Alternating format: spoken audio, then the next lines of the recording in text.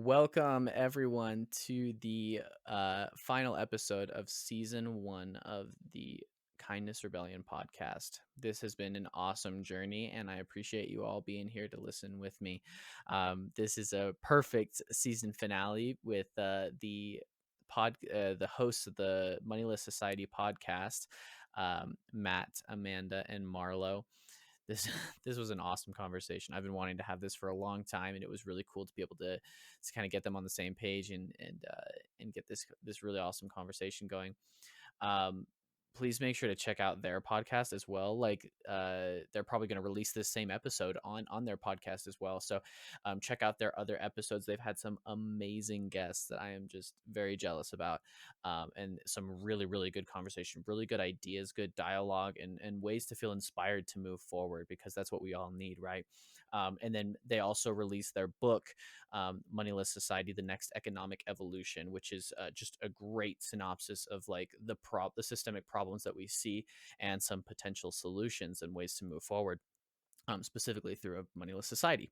And please support them. Like, we need the help. We need people who are excited and passionate about this so that we can really grow this movement and start collectivizing all of these talents. And in the spirit of doing so, I'll also share just like the other members of the Moneyless Society that I've been networking with and have even had on the podcast and things like that, and their projects, so that you can go and support them. The first one, Rod Keyes, was on the podcast earlier in this season. He wrote that book, or he wrote his book, The Naturally Good Man and the 10,000 Blades of Life.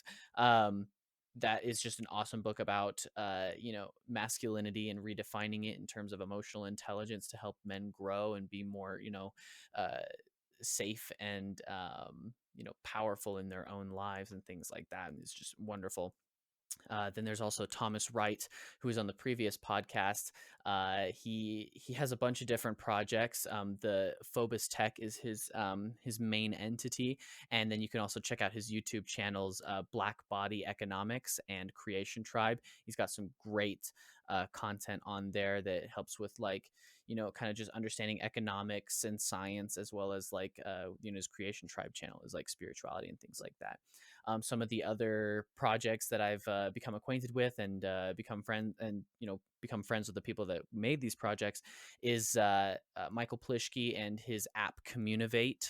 Make sure to check that out. It is it's an app for organizing community action and kind of making that more accessible for people to start making more meaningful change in their communities. So please support that right there. And then there's also Lavra and their website Magnova, which is essentially like a hub for kind of organizing distribution of resources and skills, as well as like helping you access resources and skills. And it's also meant to be very open source and accessible to essentially be so that other projects can be easily implemented and integrated in with it. So make sure to check that out as well.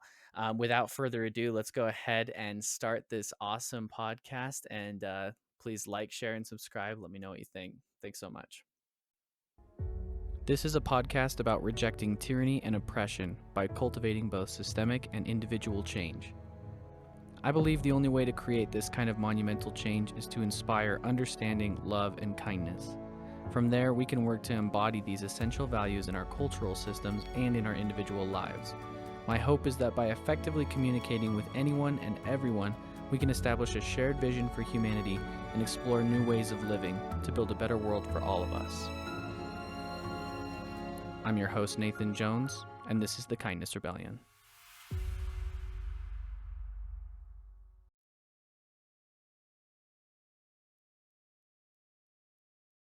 Welcome one, welcome all. Thank you guys so much for coming on to the Kindness Rebellion. This is honestly an awesome opportunity for me to have all three of you here on the podcast with me.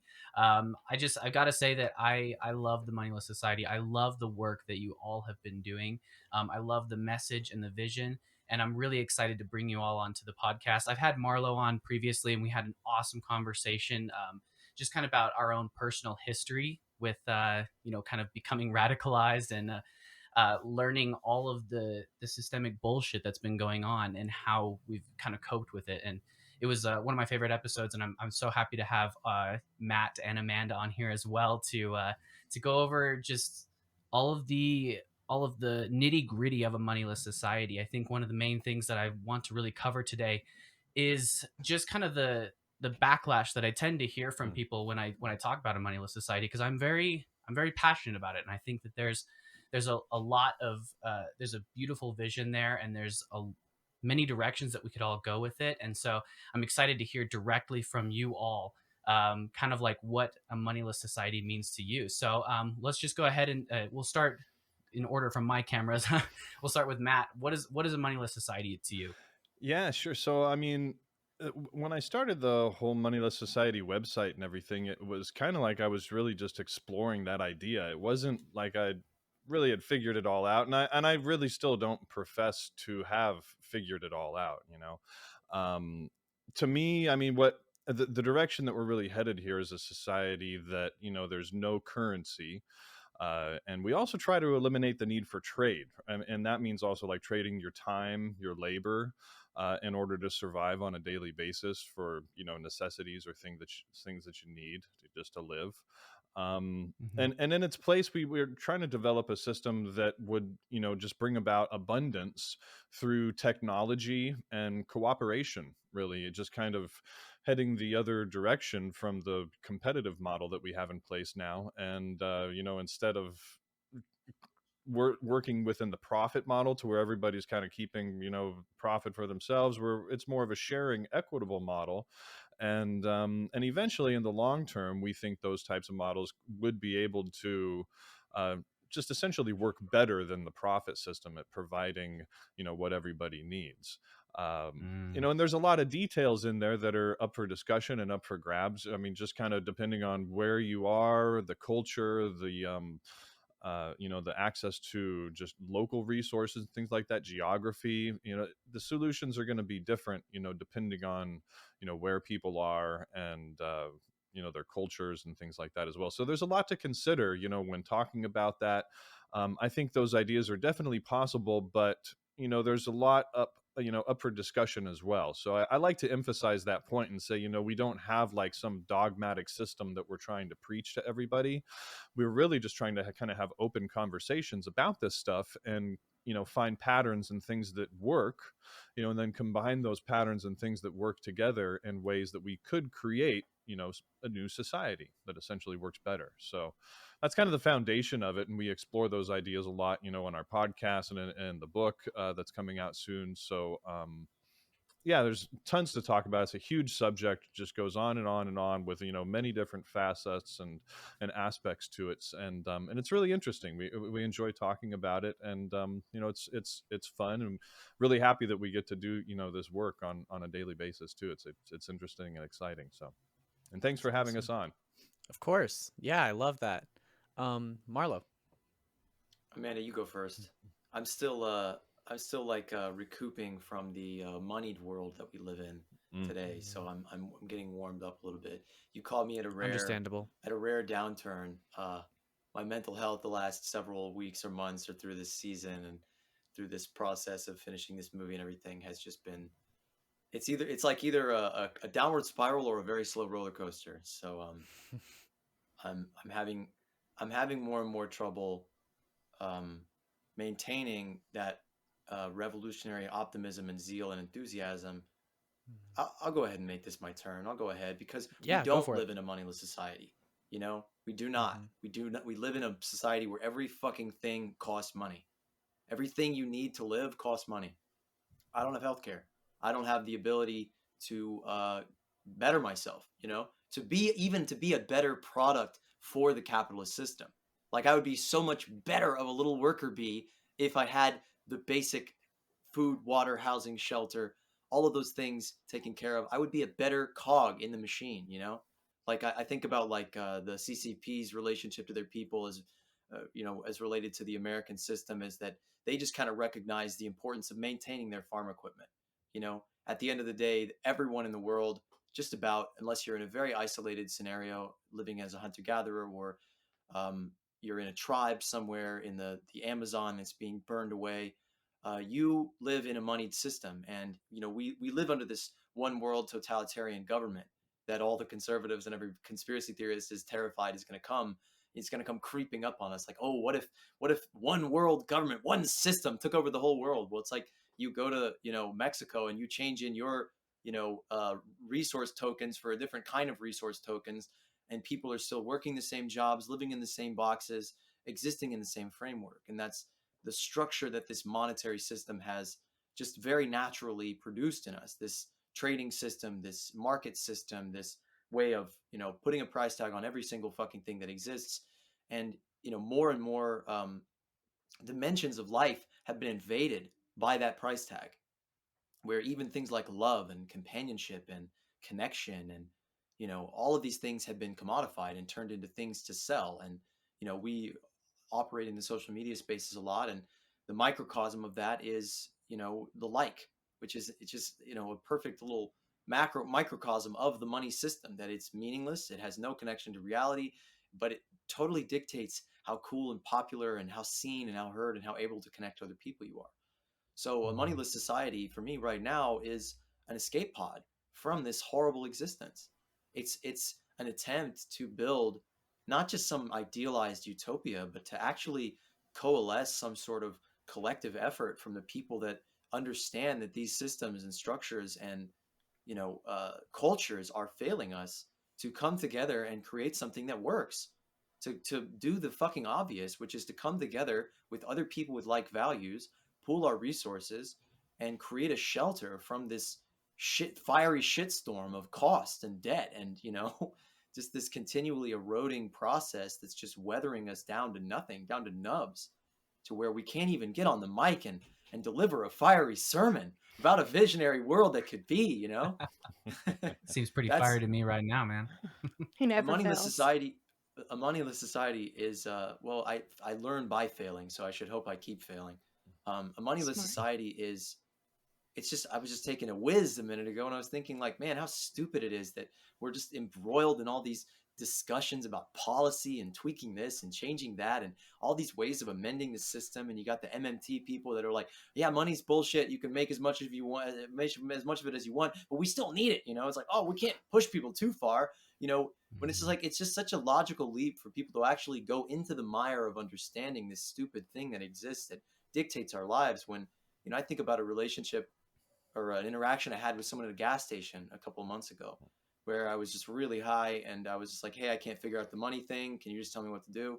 Like I was trying to tap my card and I was trying to do the thing. And she was just like, blah, blah, blah. And I said something like, yeah, money is the fucking devil, And she said, I don't know who invented it, but they're the devil, And it was just like, people get it, that this is a stupid thing. It's unnecessary, that we have to go through all these quirks and trips and doodly da just so that we can exist. And it's really silly and stupid. And I think most people at their heart kind of get that this is the simplest way, that the simplest solution, not the complex solution of, nanomachines and AI and collaborative design systems and all these things that come out of that intention of a moneyless society. But, we can go back to the second episode of our show with the beautiful unhoused community in Echo Park, where they didn't have, automation, but they didn't use money. They found out that, okay, when we pay people to do stuff, it fucks up, it jacks their motivation. It makes it so that they only want to do it because they're getting paid for it. It's like, if you were thinking about how would you recreate the world, desert island scenario, would you bring money with you? Would you bring fucking no. debt? Would you bring a pile of cash? No, you absolutely would not. Or it would inevitably end up right back in the same scenario. Well, Elon Musk wants to do that with Mars, so don't be so quick to say that He most wants to people wouldn't. He wants to recreate the exact same scenario. His version of futurism is, you have a 10-story building, make it 100 stories. You have a shopping mall that's, a half a mile long, make it 100 miles long. Just fuck it, keep The it guy going who forever. reinvented the car, what do you expect? He's a genius. He didn't even reinvent the car. He just reinvented, Thomas the car Edison, industry. Yeah. He reinvented the hustling bullshit artist that gets rich off of this crazy speculative woo-woo that we call money, that we call the stock market, whose wealth quadrupled in a pandemic where everyone else in the world is losing everything. That's what money gets us, And I just think, rather than just immediately diving into all the ins and outs of how it could work and, how we can do this and how we motivate people and all this stuff, I really try to inspire people or encourage people to go into their own mind and ask those questions themselves and be fearless, to actually imagine something, to like think about a really better world.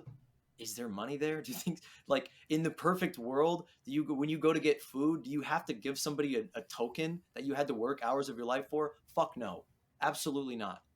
So yeah, Awesome. that's a moneyless society. Before I give Amanda a chance, I just want to speak to the fact that like I love that you pointed out how it's really it's clear that this system that we are currently, this monetary system that we live in, is it's not designed Money, for money, money, people. money, It's money. it's very anti-human. It's there to, it's more to control us than it is to help us. And so I think that's something we'll definitely have to dive into. But Amanda, please tell me what a moneyless society means to you. Thank you, will do. And I agree with you. Obviously, it's very anti-life.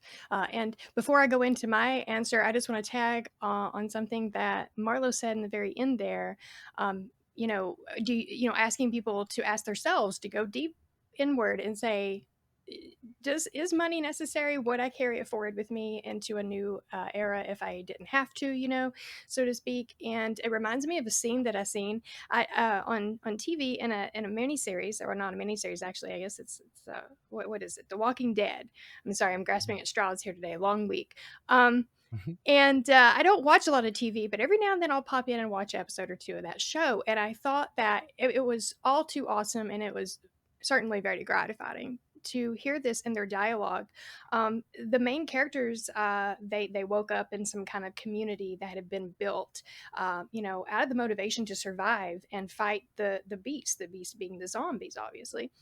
And they woke up in this community, and they learned very quickly that they were going to have to earn their keep, that they had brought money with them into this community. Like the people that organized it, they turned it right back into what the world was before. Like, even after going through a zombie apocalypse, people couldn't seem to let go of the notion that money is needed, or exchange is needed, or scarcity is needed, or a hierarchy is needed. It was mind-blowing. But the thing that I really enjoyed the most was when the main characters had a quick exchange, basically saying, "Wow, I never thought that we would have to pay for rent and food after the zombies came. Like, I can't believe we're having to do this again. Like, what the fuck?"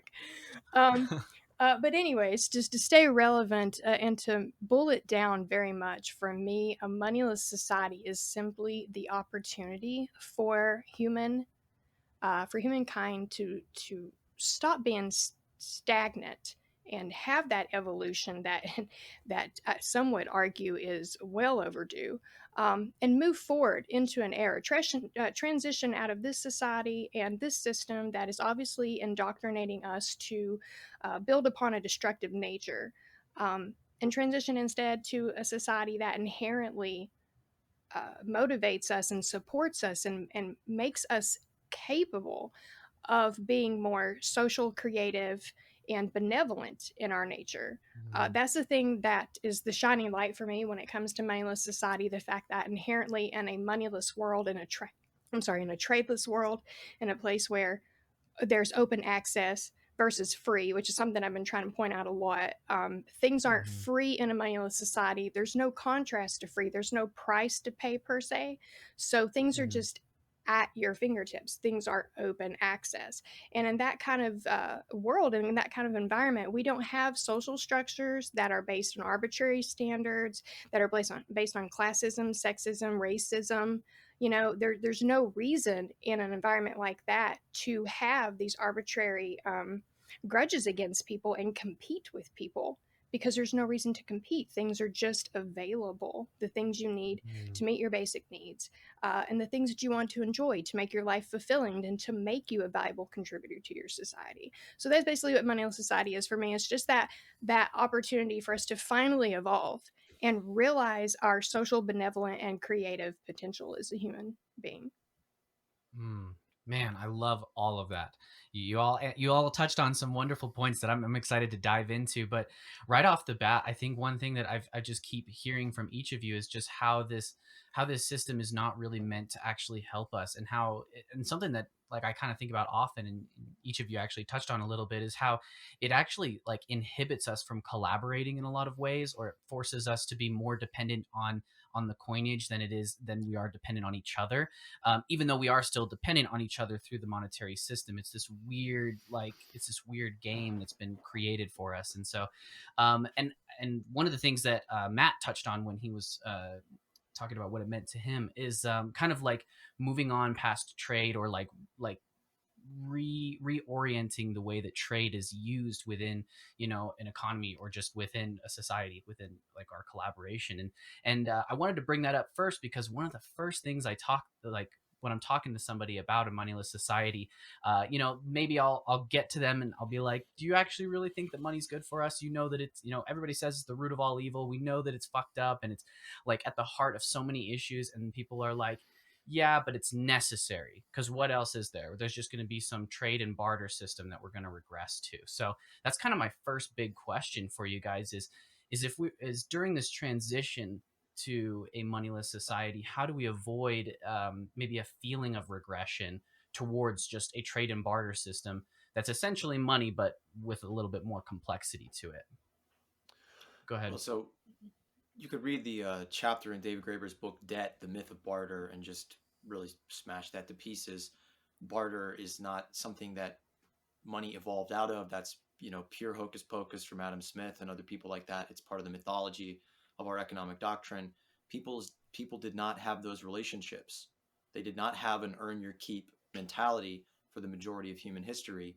And money was introduced not in a friendly way, in a very colonial and violent way, as labor markets were smashed into people's lives, and they were basically forced to regress into barter after money was introduced. And there's not enough money. You get people in these relationships of, I'm out for myself. I mean, every time somebody is trading, not just money itself, but trade, I give you this, you give me that, we're done, that's it, we don't have relationships. You're reinforcing this sort of ritual where you are conditioning and continually reinforcing this notion that we are separate, that your needs and my needs do not converge. I have my life, you have yours. I have my needs, you have yours. Instead of seeing, okay, our needs are actually connected because we live in a community, in a tribe, which is how people lived for the majority of human history. So we did not have money for most of human history. We did not trade for most of human history, and even peoples that lived in relative scarcity, they sort of did. You could say that they did. They lived in the abundance of nature. The nature provides for people. It provides abundantly. I mean, there's indigenous peoples living in sub-Saharan desert climates that eat 3,000 calories a day and work about 10 hours a day. Can you imagine that? That's the majority of human history. We were not stupid. We were not bumbling around, banging sticks into caves. We were very smart, intelligent, adaptive. We had technologies and relationships with nature that, newsflash, did the work for us, because that's what nature is. It's a collaborative living thing. So yeah, the barter myth is total horseshit. And I think I see a lot of people talking about, like, so somebody post on their Facebook or something today, hey, who wants to get a few acres of land and then trade with each other instead of using the corporations. And I think that's a regressive attitude. That's also like carrying forth this attitude of, my needs are separate from your needs, and the earth can't provide for us all we need. You think about the shift from sort of a market, which is like people trading with each other, to a network where you're circulating goods, where things go where they're needed. There's not this like impetus for, like, I gave you a bag of rice, you give me a chicken. That's fucking stupid. That's not how people who lived next to each other, who were neighbors, lived forever. You live in a system of debt, a good kind of debt, an indebtedness to each other, which reinforces continually, I need you, you need me. I may not need something from you right now, but I will, because we're in this together. Nice. Yeah, Amanda. If I might piggyback off of what you were saying there in the beginning, Marlo, when you talk about civilizations, ancient civilizations, as we would refer to them, or civilizations that are non-Western, that don't have this perception that we are separate and our needs are separate, I think that speaks to the fact that money has dumbed down our emotional intelligence. And that is the thing that we're missing here in the Western civilization, especially, is just the empathy and sympathy that's needed to perceive that we are interconnected and that our needs aren't different. I mean, of course they're not different. Look at traffic. Everyone's headed to the same thing to do the same thing so they can get the same thing. We all have to make money to pay our bills, to have a roof and have food and take care of our families. We all need the same things. We're not, disconnected in any form or fashion as we would like to carry on. And so if I were to respond to the question you proposed, I would say that reciprocity based systems are very much what is in need right now, and what needs to be described in greater detail and pushed farther and harder into social and public discussions, so that people begin to grasp what it is to leave trade in the rear view and strive to live in a truly communal setting where people do things because that's what makes sense and that's what helps the society to survive and thrive. And I'm sure Matt would agree. Reciprocity is one of his favorite things about the Moneyless Society. Am I right?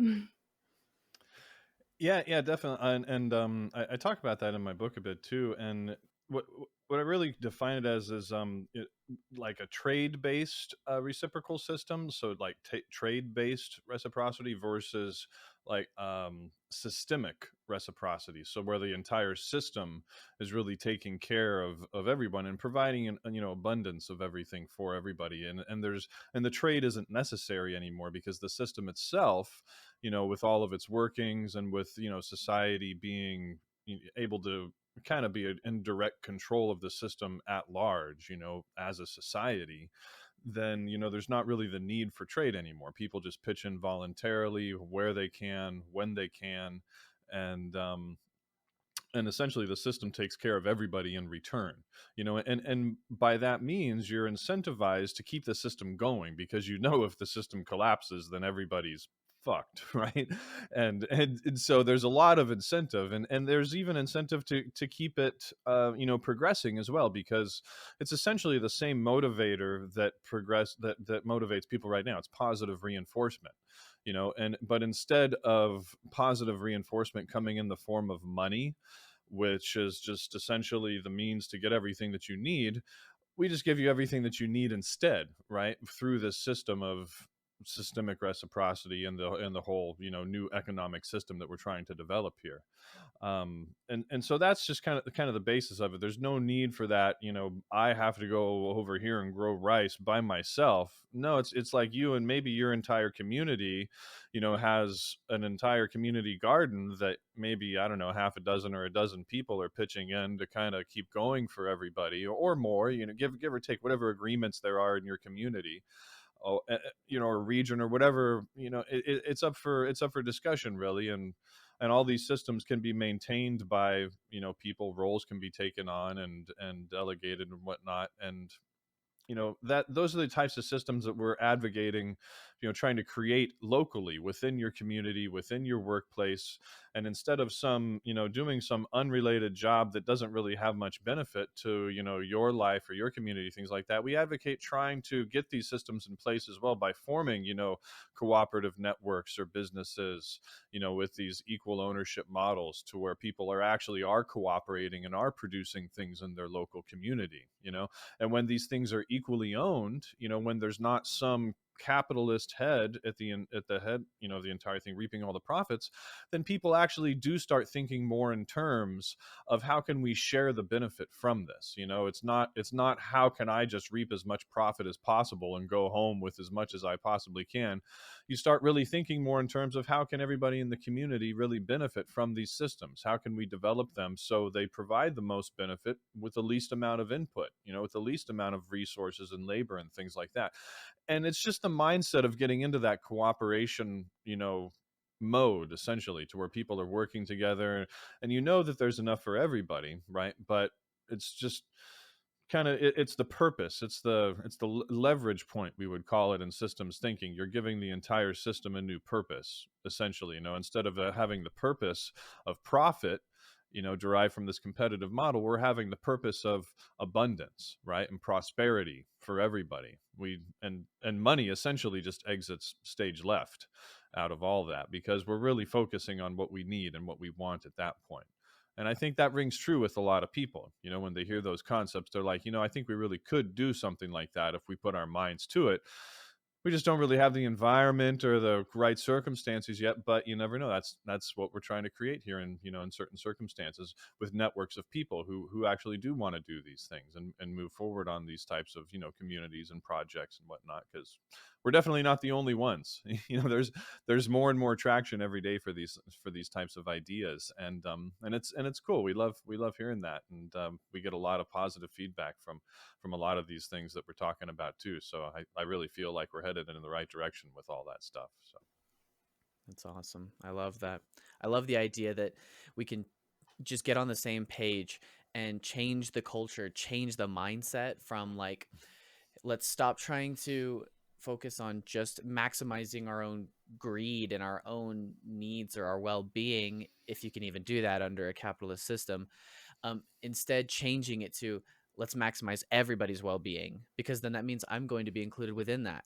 And it's like, just that mindset shift can help people collaborate. And I love what Marla was saying, where you know the monetary system and the trade system, we've allowed it to drive a wedge in between us and make us believe that our needs are separate, even though our needs are the same.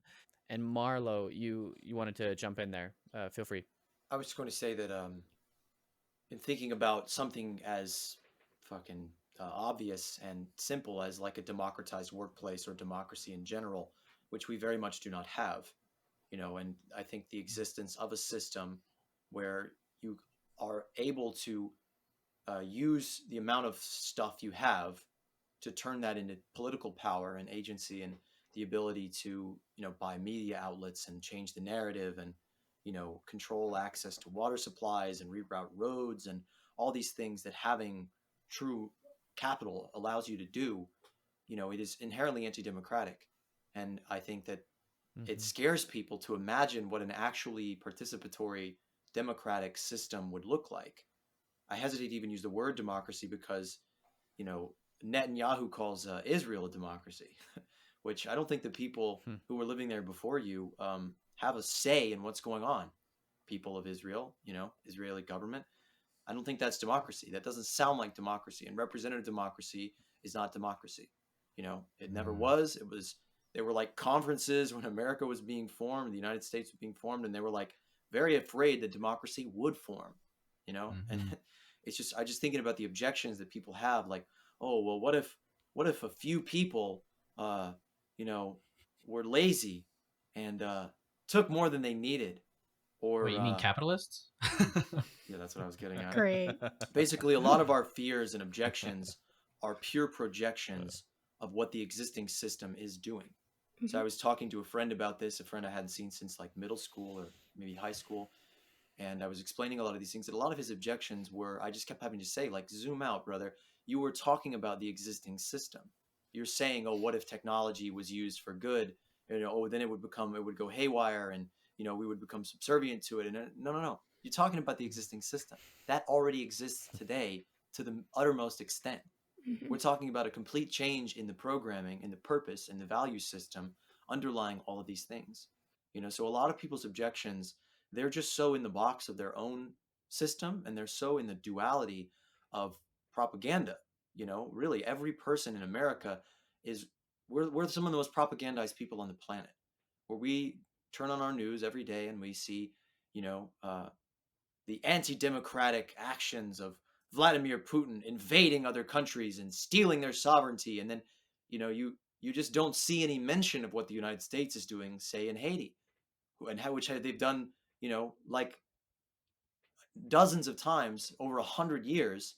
We have smashed the attempts at peoples in our vassal states that we use to extract resources, that do not have a say in their own destiny, and when they rise up and try to demand it, as this nation was formed upon, our media will call them gangs. They'll call the people a gang, and will say we need to send American and Canadian troops to shut them down, because there's this dissonance that we do not live in a democratic, free, participatory, equal society, and yet we live in this bubble of propaganda that constantly reinforces, yes we do, yes we do, we're free, you have it the best, you live in the best nation in the world, and you have so much opportunity, and there's so many jobs out there, you just got to go and take them.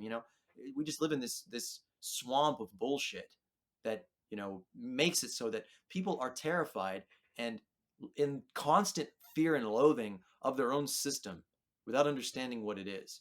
And so they, through the magic of propaganda, those fears and hatreds and angers and fears and pains are projected onto the very people, the very movements and motions and policies and changes and other groups of people that are fighting for their interests. That they say the communists are coming, or the socialists are coming, or the anarchy anarchists. will break out. It's like anarchy will break out. Fuck yeah, that sounds great. A very nuanced, complicated, That's one of my extremely literate favorite theoretical contrasts. system Sign me up, of right? mutual aid and reciprocity. Like, please, Anarchy I would is love if surprisingly anarchy very broke out. soft and loving. And I just love how Hollywood always portrays it as this, burning chaos that's going to consume society and burn everything to the ground, when it's actually something that's meant to be robust and resilient. I'm sorry, I did not mean to interrupt, but you're just making so many good points, and I want to touch on some of them, but then you make another great point, and I'm like, oh, but then you make another good point. So just want to grasp I that just one. want to say, it's like you blow up one emperor, and then forevermore you're the blowing up the emperor people, Yep. or prime minister Exactly. or whatever, whoever it was. You shoot one person and start World War I, and then it's the anarchists forever. They're to blame. Go ahead, Amanda. I just want to jump in there and say, because in the beginning of this spiel and throughout it, you made the point that people are afraid of what democracy could truly be, and participatory democracy. And that's because obviously we have our belief systems and our ideologies that polarize us and make us believe that there's no way that we could unite on some kind of common ground, that we could actually have a truly communal way of living. And so in a moneyless society, getting back to the very first question that Nathan had for us, that's another thing that is like a beacon of light for me when it comes to the whole concept of moneyless society, is the fact that we won't be so polarized and be grasping these belief systems that inherently make us perceive each other as a competition or a threat. And in doing that, you inherently remove the fear that somebody could make a bad decision for everyone. And again, with projecting what our fears are away from what we're actually living right now, that's exactly what's going on with our political system and our corporate system. Is these people that are in place making the decisions that affect everyone are making the wrong decisions. Obviously, every decision they make is anti-life and it's for profit, and it's as simple as that. So once we have a participatory democracy in place, what we will also inherently have is the opportunity to educate and produce competent people who are skilled to make decisions about life and about community. It makes the necessity for it. I think that you all touched on so many different points, but I think the key thing to understand is the idea that we're the freest. We think that we're the freest people in the world living in America, but then the very structures, the very system that we're forced to live in 8 hours a day is, it's a master slave relationship. Tyrannical. Yeah, it's tyrannical, exactly. And it's insane how we think that, or if we could just free the people, free each of those individual cells and get them to unleash their democratic power, then it makes us unstoppable, which is something that I've been seeing in my own job, as I've been kind of working with people and trying to make change. I've seen that, I'll talk to them and we'll be talking about how we can make changes, or this would be a great idea, like we can change this process to improve this thing. But then at the end, they're like, we got to get approval from the top. But I always say, no, actually, if we're on the same page and we all understand what we need, we're the ones that do the actual work every day. We understand the ins and outs of all of these processes and we know how to change it. So if we're on the same page, we come to them with a clear plan and we've already implemented it and we're asking for forgiveness, not permission, they have no choice but to concede. It's insane how many changes I've already made and seen what we can do just by changing their ideas in that frame. One of the most key factors is, or what's kind of, I guess, inspiring to me, the founder of my company, he gave me this book called Start With Why by Simon Sinek. I don't know Mm. if you've heard of it. I've heard that. I've heard of that book. So, Yeah. yeah. It's pretty good, simple message. You just with the title alone, you already know. Start with why, Mhm. Then the rest of the book is just him jerking off Apple and saying how amazing they are or whatever. But the core concept is wonderful. It's amazing because it really teaches us to rally around a why. Rally everyone you need to lead around what we need to do what we're doing. But in a business environment, they always want to shadow or cloak the why. They don't want us to know the actual why of make profit. So they'll say, look, we're actually providing some sort of service or some sort of solution, right? We're providing this, or that. And that's the true why. But in truth, if there's no profit being made, then it's all impossible. So it's something I'm really trying to get people to understand. And if we can get people to understand about a moneyless society, of having like a new why, and that why is to take care of each other, then it's going to happen. We're all going to be on the same page. We're all going to figure out how to take care of each other, and we'll all have the Right. same shared goal. Yeah, which is something I love. It's and I'll move over to Sorry, you, go ahead. Matt, but I just want to pose this question to you first. Um, Something we were talking about is money's relationship to freedom and how we think we're free because of money. But something that I was talking to my father-in-law about Moneyless Society, and he was kind of like, yeah, I get it, it might be valuable, but I don't really want to be dependent on the farmers in my area. And he's like, that's why I like money, because it makes it so I can be self-reliant. Mm. And I was just, no, you're not self-reliant. In fact, you're still dependent on farmers. You're just dependent on it in a new way. And money has like created this wedge between us and made us think that we don't need each other. So my question is, what is money's relationship to freedom? Does it actually make us more free, or does it make us less free? Yeah, well, to answer your question, I think it definitely makes us less free in general. I mean, the entire capitalist system, if we talk about the system in general, we're kind of slaves to the system because everything has been commodified at this point, and that's the problem, is we can't really seek out the things that we need on a daily basis to survive without having money. And so we're kind of a slave to money in the sense that we need money to survive in the current system. Now, on the other hand, if you're talking about actually having money itself, then sure, money equals freedom, right? And so there's kind of two sides of the coin that you can look at it like that. So if you're Elon Musk, you have one of the, probably one of the most, freest people in the world, simply because he can afford to do practically anything that he wants, right? But on the other hand, just the capitalist system itself, I find very restrictive, because it's tethered to the profit system. And that's why, like you were saying earlier, I mean, it's not like the Republicans or the Democrats. Neither one can really implement the solutions that are necessary to solve our problems, because the profit mechanism holds it all back. It's doomed from the start because it's all beholden to corporate interests, and that's the problem. Is the corporate interests are the ones who fund the campaigns, and even if they weren't the ones who would fund the campaigns, there would probably be some sort of other rules or regulations that they benefit from, because that's essentially how the capitalist system works, and they rig it that way on purpose. It protects property rights and the rights of the wealthy to essentially exploit the workers to make the wealthy even wealthier. And that's just essentially how the system works and how it's been set up over the course of hundreds of years. Another point that I wanted to make too, with your like you were saying with goals, it's kind of interesting. It's not to say that there is no goal of whatever product you are selling and offering. I mean, companies can have multiple goals, and they can have a goal of making a profit. They can also have a goal of, say, increasing public health. They can have a goal of, say, paying their workers well. They can have all these goals. But the problem is we run into this archetype, and in systems thinking, this is something else I describe in the book a little bit.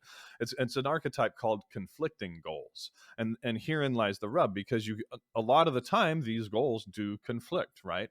What is often and most sustainable is not often the most profitable, right? Take a bus ride is often, a bus ride on a green bus run by renewable electricity would often be the most sustainable. But the most profitable thing is if everybody, and their mother owned an SUV and drove a heck of a lot every single day, right? And you find this pattern where these goals are at odds with each other. And since the companies are dependent on the profit system, and nobody can survive essentially without some sort of income, the profit trumps the other goals essentially all the time if the company wants to survive. And that's that conflicting goals archetype, is the profit ends up being more important than sustainability. It ends up being more important than paying the workers well. It ends up being more important than this or that, the other, because without the profit, the company simply doesn't survive. And that's the unfortunate dynamic that creates these feedback loops of the profit just being more and more important. Whatever profitable ventures we have, they keep being developed and keep being developed and keep being developed, while everything else just goes by the wayside and doesn't really get as much, time and attention or resources or investment, because the profit motive simply doesn't reinforce that. And that's that archetype that keeps repeating, and one of the many archetypes that keeps repeating in society, that produces these very destructive feedback loops with the externalities that we're seeing today. And so I just wanted to touch on that. It's and that's kind of a false dichotomy that I hear a lot, with people saying, "Oh, it's this goal, this company just has the goal of making profit, and they don't care at all about this." Well, a lot of the time, that's not true. They do care. It's just not our capitalist system has that conflicting goals archetype inherent to it, and it's I haven't seen a solution to it except eliminating currency and trade, altogether, and the system in its entirety, basically restructuring from the ground up. So just kind of wanted to throw that in there. That's kind of what I've found through the lens of systems thinking. And yeah, that's about it. Yeah, that makes a lot of sense. Marlo, you had something I was to say. just going to say, the epitome of that contradiction lies in the so-called conscious capitalist, or the green capitalist. And I think about a lot of people sharing the Patagonia CEO, donating his company to the planet, which really meant he just, retained control of his company, got a massive tax write-off, and, got Now has an political enormous amount of free publicity for his billion-dollar company. And so, it really epitomizes the fact that if you really wanted to do what was best for the environment, this system of endlessly expanding, growing, even at some kind of steady state, which is what Patagonia has tried to be at. They've tried to not grow their profit. They've tried to, keep it at the same place. Basically, the value and the strength of the stocks that maintain these companies on the, S&P 500, on this stock market, which is this crazy fucking techno algorithm monster god that we filter all decision making through in the least, democratic manner, that, less than 10%, around 80-90% of stocks are owned by less than 10% of the population. I mean, that speaks to the larger absurdity that 1% of the planet controls 99% of its wealth. I mean, we've been saying these words for decades now, and people are still dancing around it, not even talking about the solution to inequality, which is equality. No one's talking about that. No one has even suggested that we could live in an equal system. But we have this problem of inequality that Bill Gates and all these people talk about. We need to address inequality. Just unpack the word, my friend. Take the in out of it. That's the solution, to make people equal. And so, these well-meaning capitalists, who I genuinely believe mean well, I genuinely believe they actually do care, as Matt was saying, about the environment, about workers. But they are so in the box of the rules of the game, the market game, that they have given it precedence over the real world, over the laws of physics, of science, of actual ecology. And they, will blind themselves, like this eclipse of their logic and reason, to not see that this system depends on continual deforestation, exponential deforestation. It depends on exponential energy use, which currently is fossil fuels, and there are not viable alternatives to continue growing the economy, even with all the renewables in the world.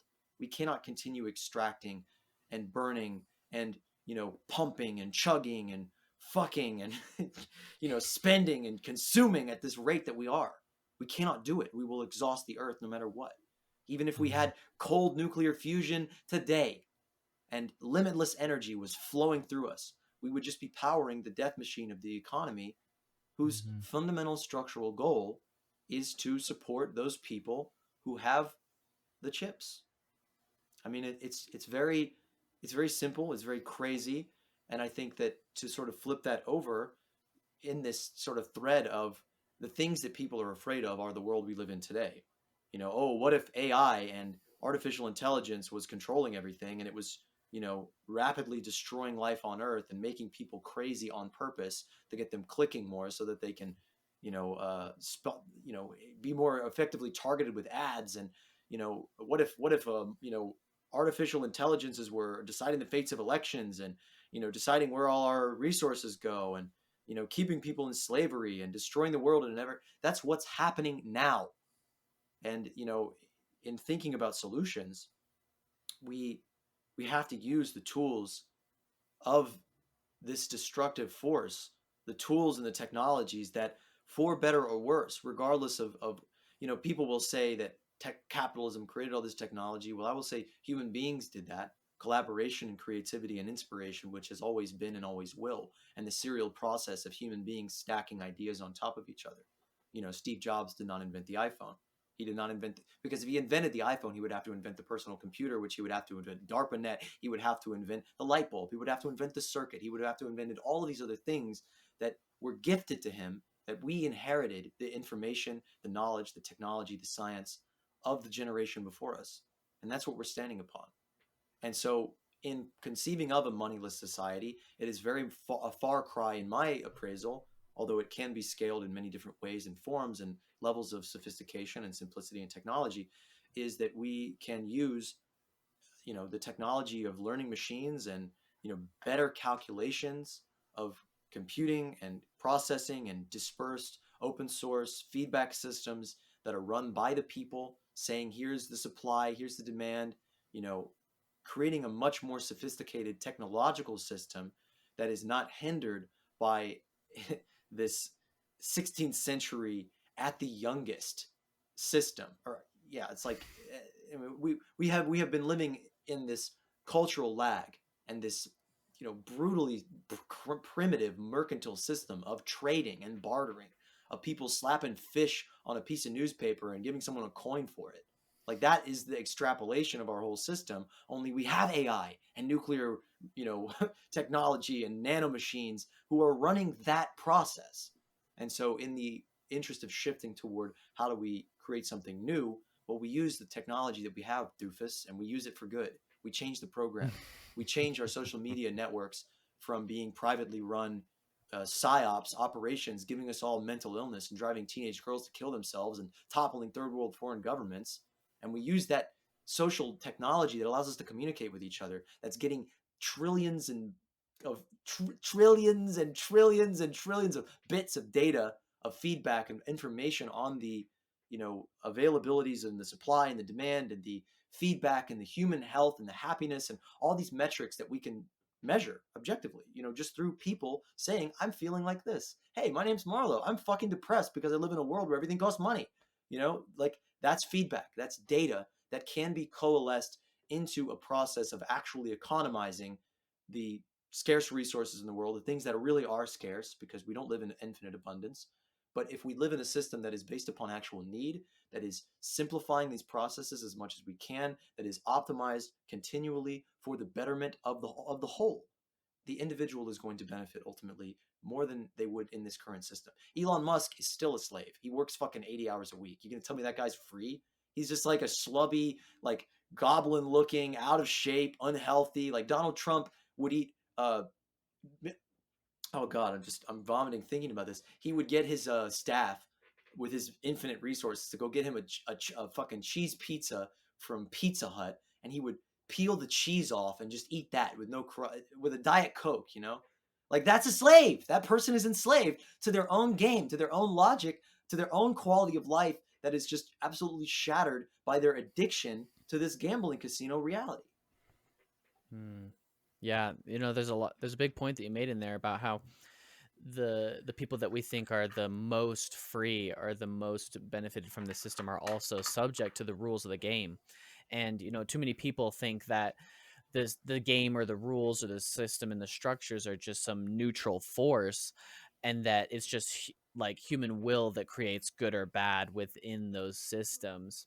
But it's insane how they don't even realize that they're totally subject to the rules of the game, and that those rules can affect like what's good and bad. But if we can collectively decide and or awaken to that and say, hey, if we're going to be subject to the rules of a system, let's all be on the same page about it. And let's at least say like, hey, maybe the things we want to be subject to is taking care of each other, because I know that if everyone's taken care of, I'll be taken care of too. It's these weird little like mindset shifts.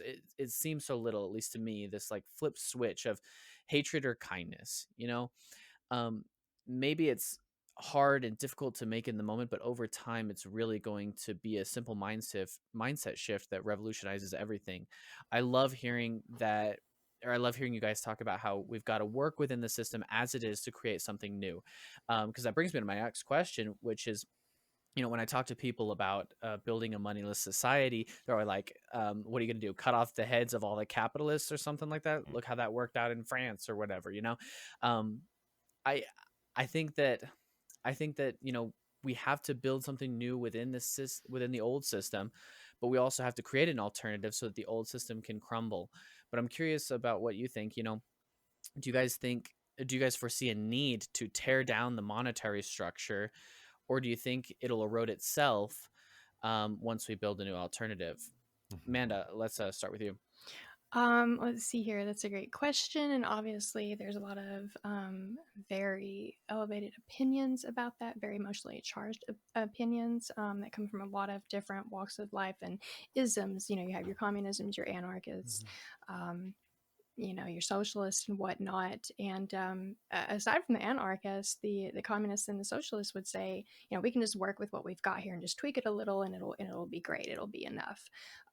As Jacques Fresco would say, that doesn't go far enough. We've definitely got to completely do away with the system that we're dealing with now. That's why it's called systems change. That's why it's called systems thinking. You create a system that obsoletes the old one, as Matt would say and has written, I'm sure.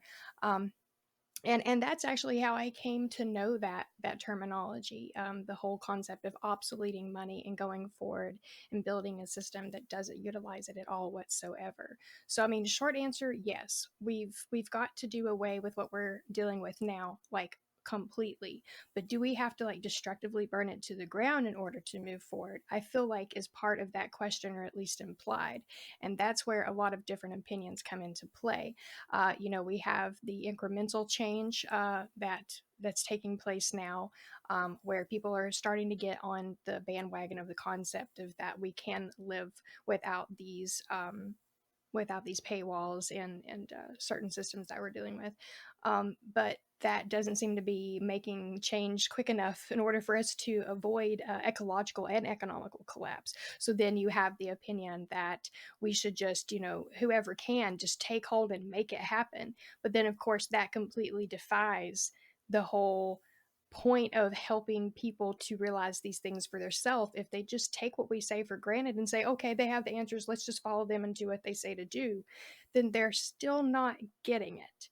And that's how we would end up regressing and failing, because the people did not learn for themselves from on an interpersonal level that the way forward is to say, okay, we've got to be a community, we've got to be a global community, and we've got to do things differently, and we've got to do things regeneratively, and we've got to do things rationally so we can move forward.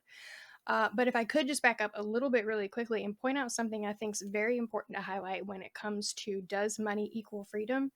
And Matt was talking to how profit is so revered. And if you take that and turn the scope around a little and look at it through a laborer's perspective, the working class perspective, obviously income is what is revered. And it just speaks to how basically our freedom of movement is directly tied to our income, obviously, our purchasing power and whatnot.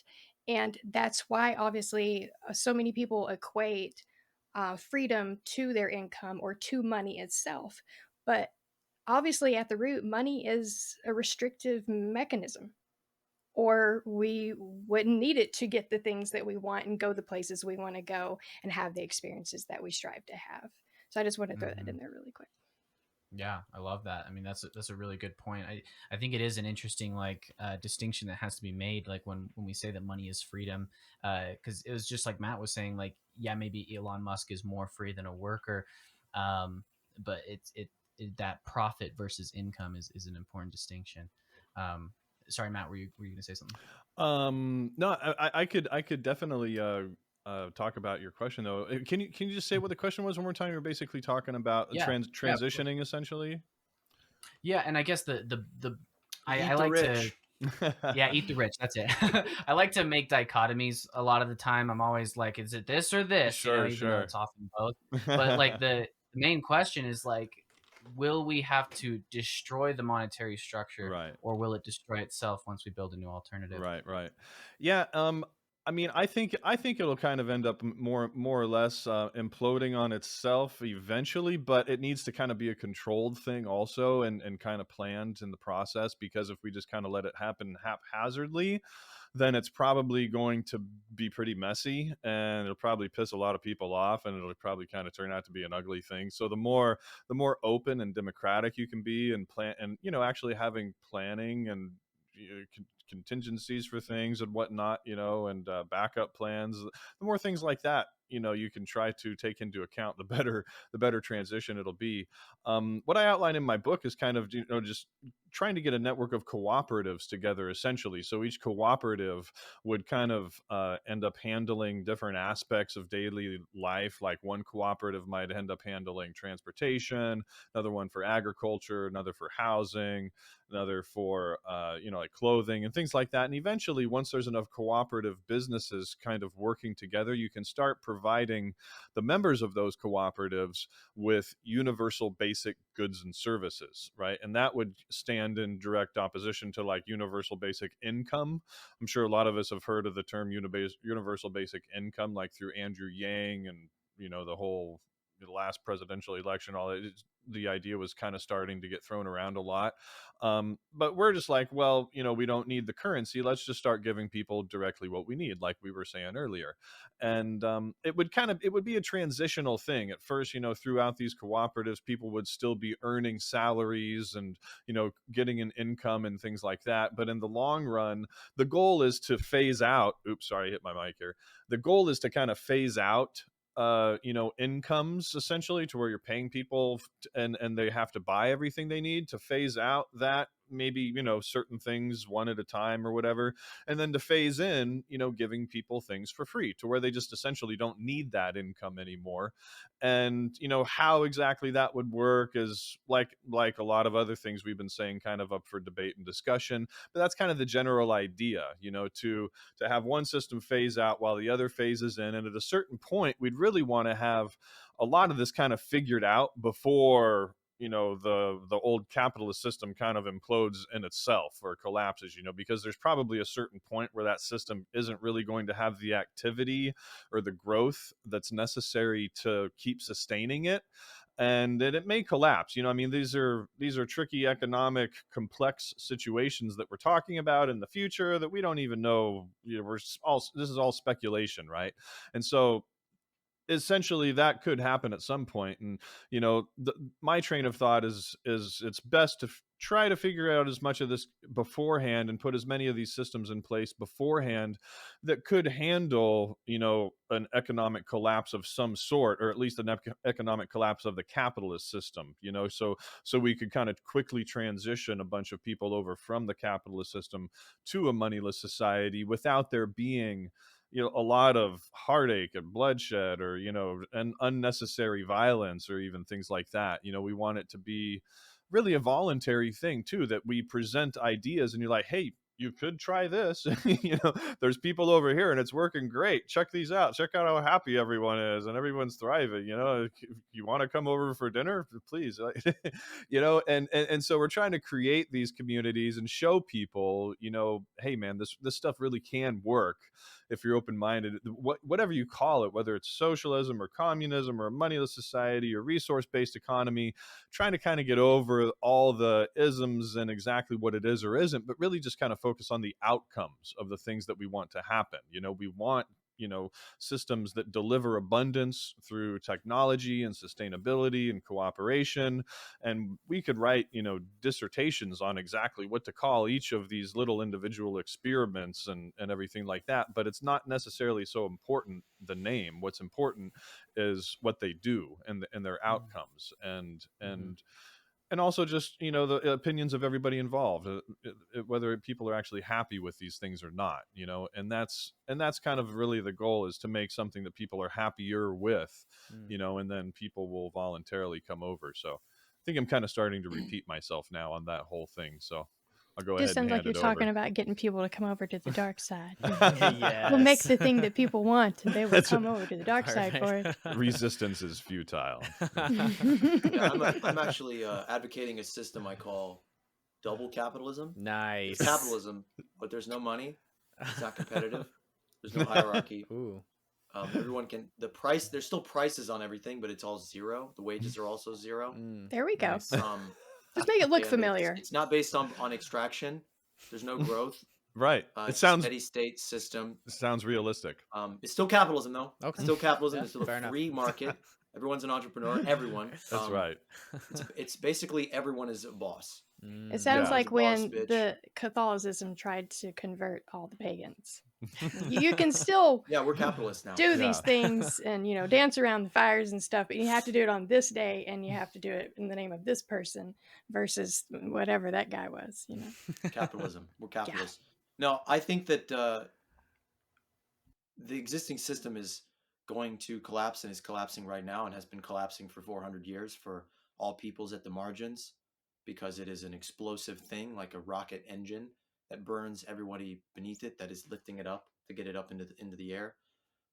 And I think that there will have to be conflict, obviously. And I think that only the people can decide that. Only the people can handle that. And I look to the intelligence of the aggregate of the crowd, of dispersed and decentralized revolts and movements that have happened all throughout history, spontaneously, without some vanguard, telling them what to do, coming in and trying to steer them in this direction. I think that people need to know where to go. They need to know what the real problems are and what their real enemies are. They need to understand how the world works in a very structural way. Climate activists throwing soup cans at paintings need to understand that you cannot just get off fossil fuels or you will collapse the existing system. And that the real problem here is not just fossil fuels, it's that fossil fuels are driving a consumer cycle and an inane metric of GDP, gross domestic product, which is a measure of death. It's a measure of ecocide. And so I think that we will have to stop the burning of the Amazon. We will have to stop the explosion of bunker fuel that's shooting,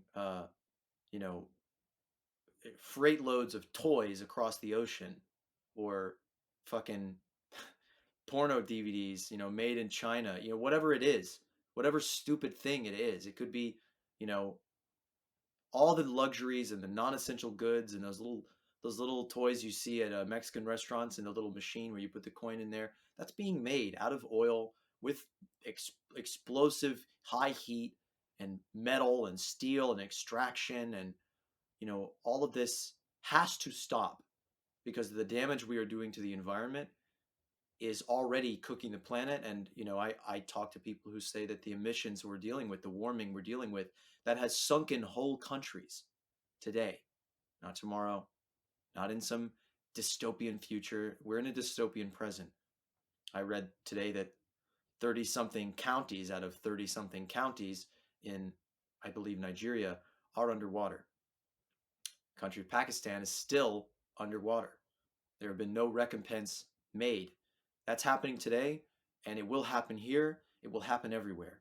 We will see cascading, true system failures, not our little fun money system failing and a bunch of humans running around with their heads on fire. We're going to see real systems failure of the ecosystems of our planet collapsing, of the web of life coming apart and fraying and ceasing to produce. not produce bullshit, Xboxes, hot dogs, whatever it is, but to produce life. Trees stopping producing oxygen. The oceans warming, acidifying, cooking crabs in their shells. That's happening right now. And if we don't stop that process, um, we don't have a future. And so I think ultimately questions about how and when and why and do we, bust out the guillotine and flip the tables over, I think those conversations are ultimately futile and wasteful and woefully naive. A lot of them are based upon wish fulfillment. I have been in the revolutionary and the activist spheres and the political spheres for a better part of a decade now, and I've interacted with all the factions and all the people, and I've read all the theories, and I've read a lot of the books and the schools and danced with the isms, and I find a lot of people are simply hurt and are not connected to solutions. They're not connected to what the world on the other side of that could look like and must look like. They're not really adapting and responding to the needs of the planet. Your duality of do we do this or do we do this? Right now, we are reacting to everything that's happening. We are reacting in a way where people do not have free will. I don't believe they have free will. I think it's very rare to see a free choice made because people have been conditioned from birth and given a set of triggers like controls in a video game that stimuli in their world around them and sympathetic reactions in people around them and advertisements and all these things trigger in them. And it sends us into these sort of traumatic loops of behavioral scripts where we're reciting lines, and just basically going through the motions. We're reacting to everything. Everything is a reaction of a reaction of a reaction of a reaction. There's very few responses, and we have to be that response. And I think to be, as Martin Luther King said, to tap into the creative maladjustment of a non-conforming minority is to create something that gives people a platform to actually think clearly and actually prefigure and imagine and connect with what an alternative system is. We have to get people out of this existing system so we can actually think and talk about this on a large scale, because 3 people on a fucking Zoom call cannot plot the revolution, cannot say for sure what's going to happen and how it needs to go down. And I wouldn't trust any 3 people in any, screen to do that. Damn, I was really Only the counting on you people. guys. Hate to burst your bubble, Only the but we don't people have do all that. the answers. Everyone has the answers, though, and collectively we can put them Mm. together, put all those pieces together and move forward and make it happen. Yeah, I love that. And I appreciate you kind of calling out the futility of these, like, well, is it this or that? Which one do we do? Because that's something I've been very mired in and kind of struggling with. But I found that, and now that you bring it up, I found that really the only way that those questions begin being useful is if we meet people where they're at with a level of understanding to see, like, what kind of reactions are they subject to on a daily basis? Um, what kind of situations are they just trapped in that we need to be able to understand in order to, like, love them and to collaborate with them and move forward. Because I could just I pose the question to people kind of all the time. It was like, oh well, do you think we should all have to change individually first? Do you think we need to do systems change? And you're right, there is a futility there, because at the end of the day they could say, well, I think it's this, and then nothing happens because they're still trapped in both regardless. Amanda, you're going to say something? I was just going to say, when you're talking about meeting people where they're at, because this episode is going to air to your audience, the Kindness Rebellion audience, and they may or may not be very well acquainted with certain post-scarcity terms and this moneyless society concept, obviously. I'll repeat myself here because I've mentioned this in previous episodes several times. The term technical communication, which was derived from the teachings of Jacques Fresco and the Venus Project.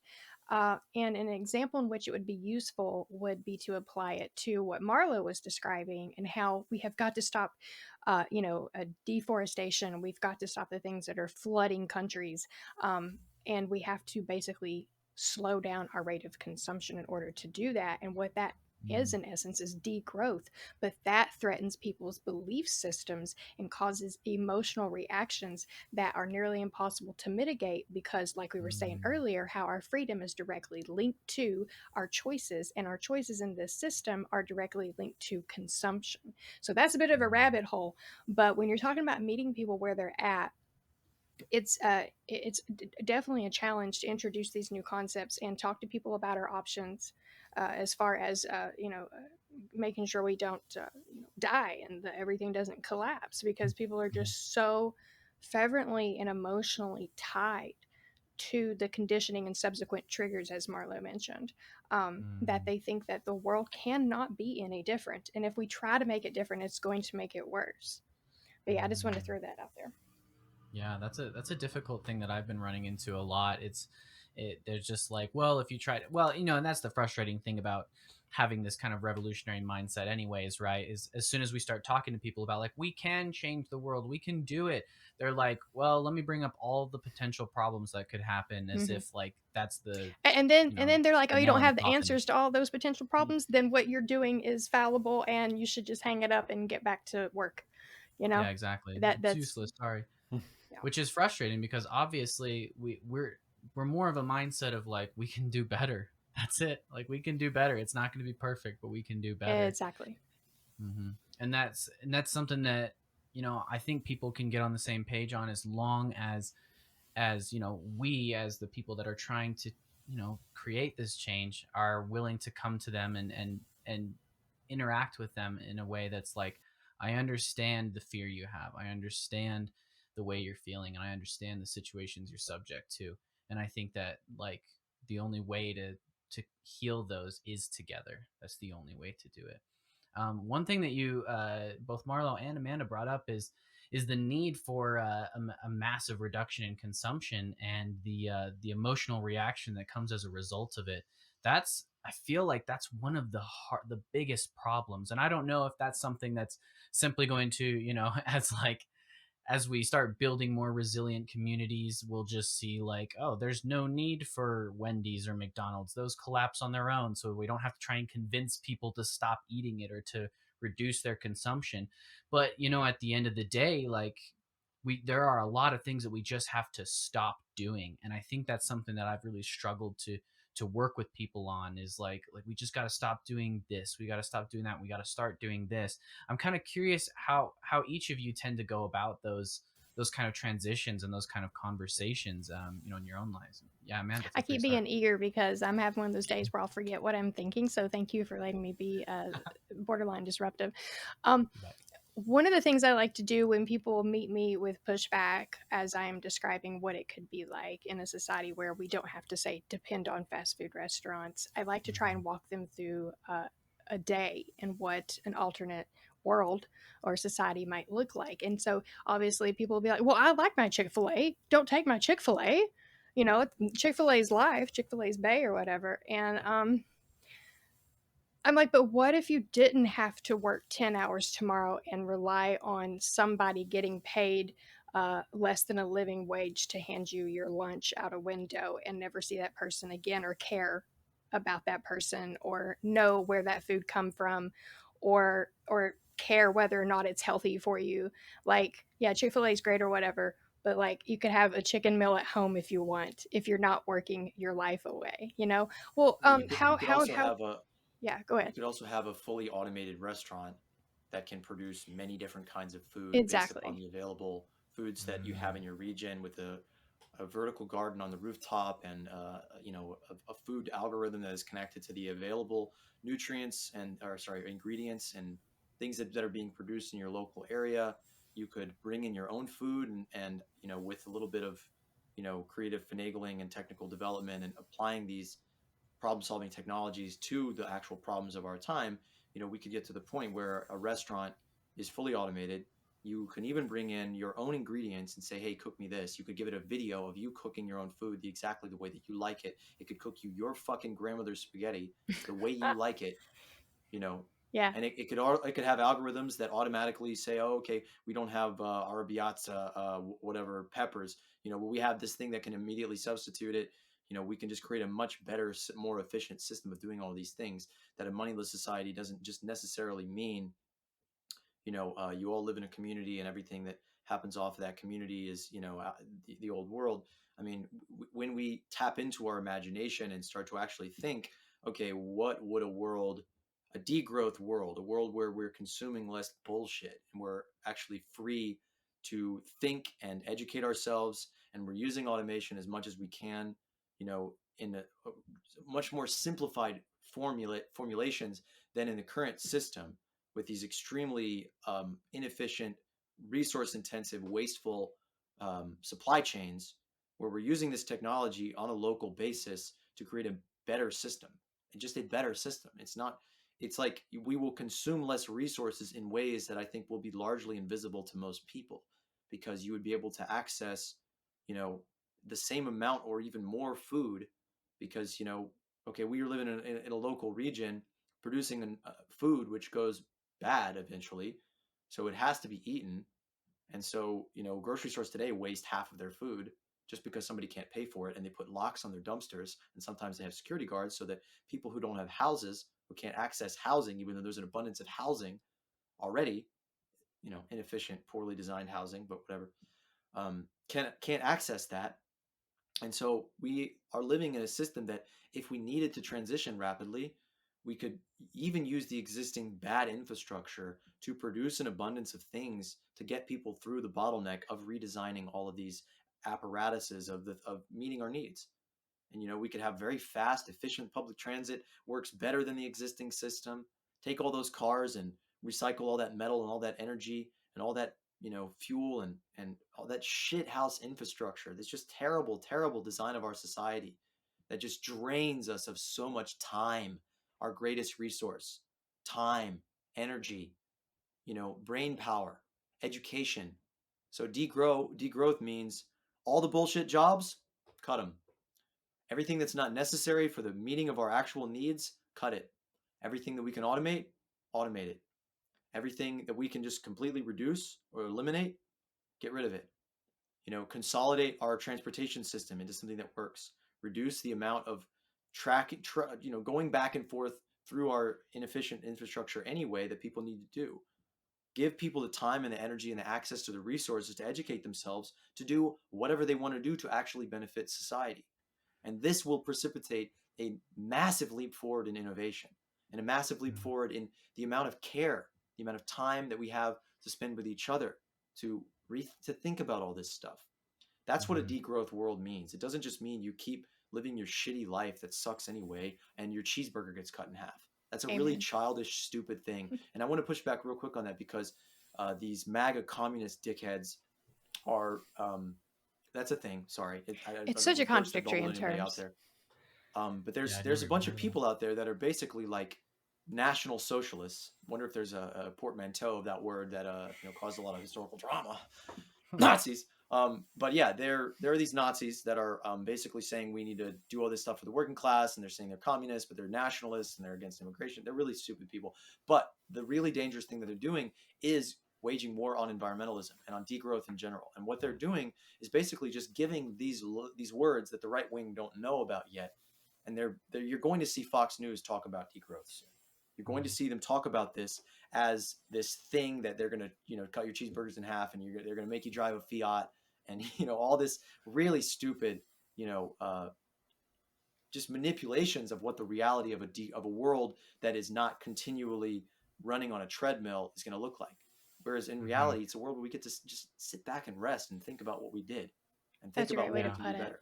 When you say treadmill, and that's essentially what I try to walk people through, is the concept that what if you didn't need to access this thing because you're doing this thing instead? And of course they're like, well, how can that thing be possible? Then you go deeper into the rabbit hole, like with the example of, you didn't have to work 10 hours tomorrow, would you need to stop at a fast food place for your lunch and have a part in that exploitation? And then of course the next question is, well, how can't I work 10 hours tomorrow? I have bills to pay. Well, what if housing, being it is a human right to have shelter, didn't have a paywall in front of it? What if you didn't have to pay rent or a mortgage? And then their mind just starts, you can see they either completely disassociate, or a light comes on and you can see it in their eyes, and they're like, tell me more. What if I didn't have to work tomorrow and exploit people in order to do it, and be exploited in order to survive?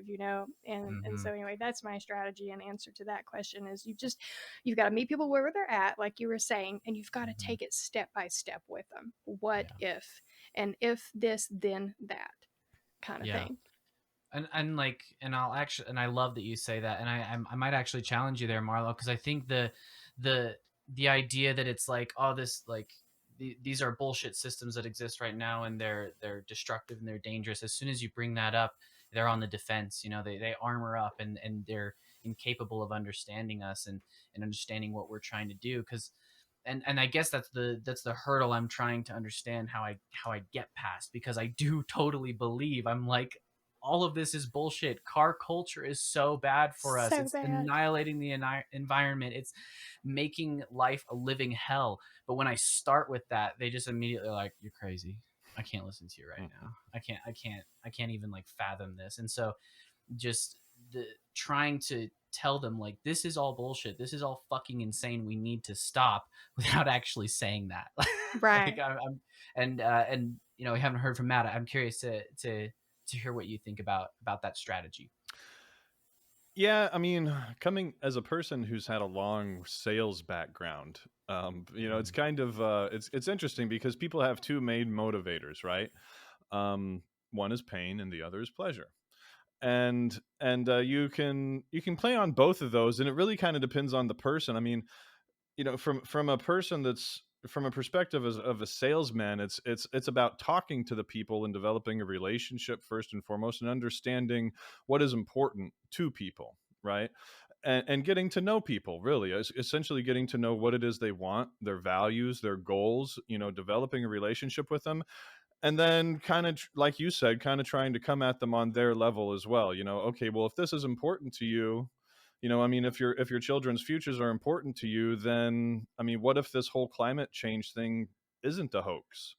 What if there actually might be a good amount of civil unrest in the future, and you sat back and you didn't do anything about it? How would you feel about that? you know or if they're trying, I mean, that's kind of coming at it from the pain standpoint, or you could come at it from the pleasure standpoint also. Well, you want your children to have the best sort of future possible. What if we could provide your children with free unlimited abundance of healthy nutritious food in your community, and we could do this just by you and your neighbors cooperating together? Is that something that you'd be interested in? And a lot of the time, I think these concepts are easier to digest in bite-sized chunks. Like, people know that there are more sustainable systems, but they haven't really wrapped their head around combining all these things to kind of create an emergent system that is greater than the sum of all of its parts. And so a lot of the time it kind of takes piecing these things together. They're like, oh, you could do that, or yeah, and this system doesn't really work as well, and oh yeah, that's a good point, I wouldn't want to see that happen. And then and it's a lot of the time it's something that you kind of bite off in small chunks. It's a conversation that happens over time, over multiple instances, and that relationship develops and it grows over time. It's something that usually does not happen overnight. I mean, or in one conversation. It's something that's developed over time. It's an understanding that's nurtured and built upon, because it's a very complex subject with dynamic moving pieces too, that and they're listening, a lot of these people are listening to conservative news sources and things at the same time that directly chip away at some of these points that we're making. We kind of have to go back and counter some of that at times too. We're like, well, okay, they said that, but what about this? And things like that. And so it's a conversation that kind of happens over time, and our understanding deepens, and is greater over time as well. Where we don't, like we said, we don't have it all figured out. And I like to really kind of foster that open conversation aspect of the whole thing. I think that's one of the aspects of why a lot of people really kind of like what we're doing a lot more than a lot of other organizations, is because we're kind of willing to admit that we really don't have it all figured out, and we'd like to talk about it. What do you think about this? What do you think about this idea? Oh, this kind of did work over here, but oh, you have something to say about that too? Let's hear it. And I think a lot of people are open to that, just kind of discussion oriented mindset. Well, it might work, it might not work, but let's talk about it and let's dive into the facts, and then we'll make our opinions and decisions from there. And that's the personal mindset that I try to have about all of it, as well as a mindset of just kind of curiosity and discovery, as well as not really holding on to these ideas with a clinched fist and being like, oh, this is the way it has to be. Over the years, my fondness of these ideas is only deepened, but that's only because I've discovered more and more that's kind of reinforced these ideas for me. And a lot of the time when people do kind of have rebuttals and things, I do my research. I'm like, well, that's a good point. Maybe there is something to that, and I'll investigate that and I'll get back with you. And a lot of the time I've done it. Here's what I found. We come back and we have these discussions, these conversations. Sometimes I'm like, what, you're right, that's a great point, and I don't have anything to combat. Other times I'm like, well, there's this and this. So like I said, it's a discussion. It's an evolving thing. A lot of the time it's really difficult just to say like, here's everything, hope you change your mind, because this is all I got, which is kind of one of the reasons why I wrote a book too. I mean, there's nearly 250 pages of all this stuff. It's tried going over all that in one conversation. It's it's like, it's something that happens piece by piece over time, but anyway, so that's kind of what I've discovered over the years, and one of the methods that I've kind of really found to be most effective in portraying these ideas is bite-sized pieces. Yeah, I love that. It's about planting a seed and developing that. Yeah, A Marlo, go on. a little bit of research for you. The average American spends 18 days driving per year, with an average of 8 hours and 22 minutes per week. So ask your friends, what would they do with almost an entire month of vacation days? Or what would they do with an entire extra day every fucking week? And just watch them be like, yeah, I like having my car. I have stickers on it. Like, fuck your car. That's not your car. The bank owns it until you miss one payment. And that's how single thing in your house is. Yeah. But I just want to say, yeah, getting people to think with their own brain is what you have to do. You can't win an argument. No one's ever won an argument. The best you can do is plant seeds, but you have to get people to stop just white knuckling it through these pre-programmed responses and this defense of a system. So tell them, say, hey, what would you do with basically an entire month every year that you spend driving? Ask them to think about how much time you spend complaining about your regular life. Stack up all that time, all the time that restaurant workers spend complaining about their shitty workplace and the things that are just the way that they are. That I find the majority of Americans, when they're off work, spend their time complaining about work and things related to it. We complain about our political system. We complain about the environment as if it's something that's just happening, or we don't talk about it at all. That's much more disturbing, that my generation and people I grew up with do not talk about these things. And that's much, much worse than them complaining about them.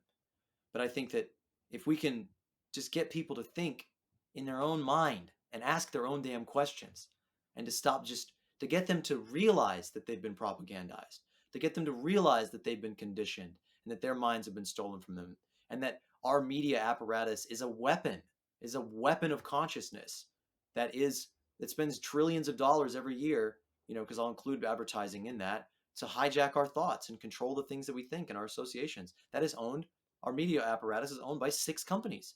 Do you think 6 private corporations have our best interest at heart? It's just like, there's endless arguments for how stupid the system is, but if you can't get people to step back into their own reality, their own experience of it, and question it, it doesn't mean anything.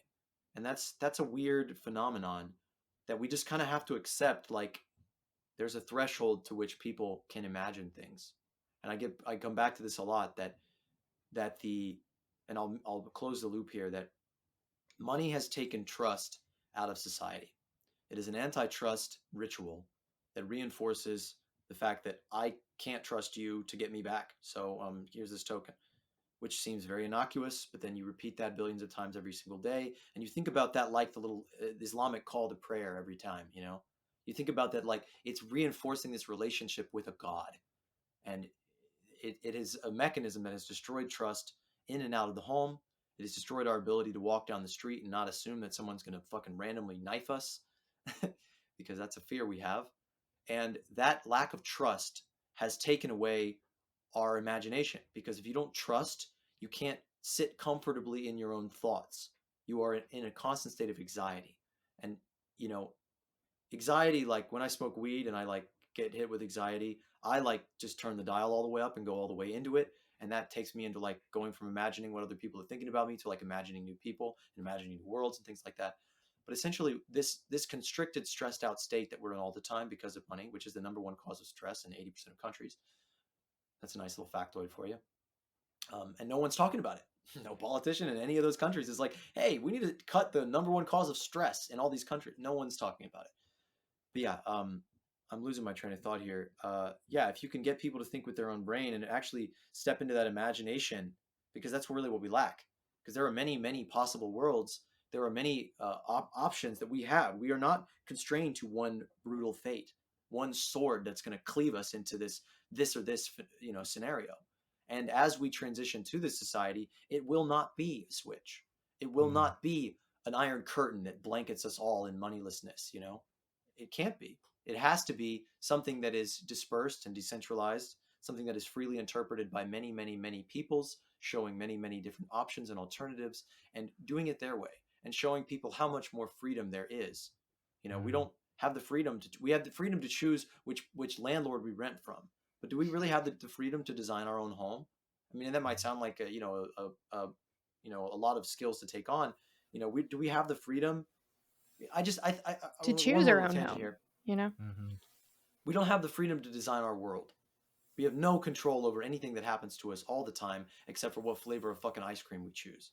And that's a silly thing that people overlook for some reason. I'm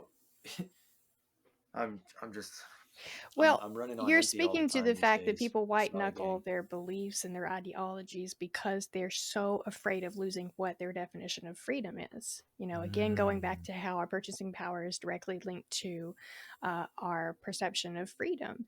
And in order to bypass or head off at the pass a lot of conventional arguments that I personally encounter, I'm sure the rest of us do too, when we start bringing up these concepts, is to simply say, and as Marlo said much earlier in the conversation, you're projecting your fears onto the solution versus realizing that's the reality you're living. People are like, well, degrowth sounds restrictive. Degrowth sounds like I won't be able to enjoy that little plastic thing that I get for a quarter out of the machine at the restaurant. Or I won't be able to make that Amazon order and get those, things that I enjoy so much that seem to make life fulfilling or what have you. And I think that's one of the biggest struggles, is just being able to effectively articulate the benefits, because they are nearly inconceivable when you try, well, I guess that would be the word, inconceivable, or maybe imperceivable. When you try and envision what does a world look like where consumption isn't the driving force but yet is fulfilling, how do you describe that, right? But again, getting back to the restrictive nature of the system we are living in now, just reminding people, hey, so I sense some fear or anxiety in your voice when you say that you don't want to have that thing missing from your life. Well, here's the thing, that thing that you don't want to see missing from your life, it is trying and failing at filling a void that could be filled more effectively. I'm sorry, and in ways that don't harm you or the environment or your neighbors. And that's the world that we're striving to create. We're not trying to restrict your access to the things that you think make you happy and that probably do make you happy. We're trying to help you understand that the system we live in now is inherently restrictive. You are restricted from out the gate. As soon as you're born, there's a bill for you being born. And when you die, there's a bill for you dying. Like, there's nothing free in this world as it stands right now. And that's what we've got to get past and hopefully help people to understand that that's what we're trying to do. We're not trying to take from them. We're trying to make sure that there is something to have in the future. Yeah. And like, I'll counter that real quick. That okay, yeah. The moments and memories in our lives that are the most precious to us almost never cost $1. It's maybe you have that nostalgic trip to Disney World as a kid, but I mean, how much more satisfaction and bliss did you find just playing in the backyard? Going into your own imagination, or playing with Legos or something. Those were my moments of enjoyment. And you could say that costs some there's some money in there, but it's like, spending time with your family, spending time with your loved ones, having sex, doing drugs. These things don't cut that. Sorry. I mean, the best moments in life don't cost a thing, right? That's the point. Yeah, that You can feel relationships them, are not what buy bring them. us meaning. And people may think, well, but I love my Netflix. Think about those people who only have that, though. Think about those really sad, lonely people with the RGB keyboards who I resent that. only have oh sorry Amanda who only have media, who only have video games, who only have things that money can buy. Yeah. And you look at somebody like Trump or Elon Musk, do these people really seem happy to you? They seem like they're addicted to drugs on Twitter, um, you know, just unhappy, complaining, never satisfied. It's never enough. That it's a fucking cliche that money does not buy you happiness. Yeah, that money is a hygiene factor. If you don't have enough of it, you're gonna be fucking unhappy. But up to a certain point, when your basic needs are met, after you go over that, it doesn't really improve your quality of life. And that's not just what every mystic and person with common sense has said for all time. That's some pretty hard science. There's social science that we've been studying these things, that ultimately all of the things, maybe not all of them, but most of the things that we are talking about are actually based in social science. They are in alignment with what the science and the peer-reviewed, meticulous, falsifiable studies that people have been doing over the last 100 years. Between now and whenever the big hot thing was communism or whatever it is that people think that we're pushing. We are talking about applying science to our system. We are talking about upgrading and updating our view of reality with what we can observe tangibly, with what we can repeat tangibly, with all the experiments, with all the study, with all the academic work that is ignored every minute of every day to continue punishing people for crimes and rewarding them for tasks, when we know these things, these motivations that are the very primal that drive us, that we think that these are what makes the world go round. When we actually study them in experiments, and when we look at the volumes of data that we have, it contradicts every one of them.